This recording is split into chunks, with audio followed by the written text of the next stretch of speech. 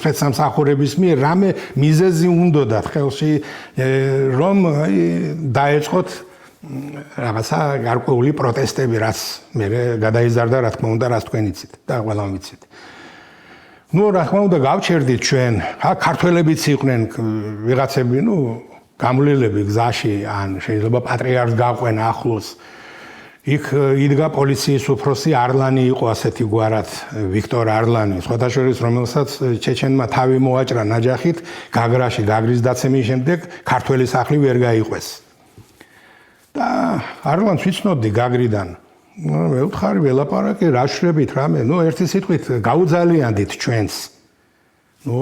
რა თქმა უნდა, არ უშვებდნენ თუ არ უშვებდნენ და ლანძღავდნენ, საერთოდ გზა გადაკეტეს და პატრიარქს აღარ უშვებდნენ. სადღაც უკან დაბრუნდიობდნენ. არა, ის არა ქვია, ბოდიში მოიხადე, ზოგი მოუწოდებდა რა სხვადასხვა იმებს, აგრესიულ რაღაცებს.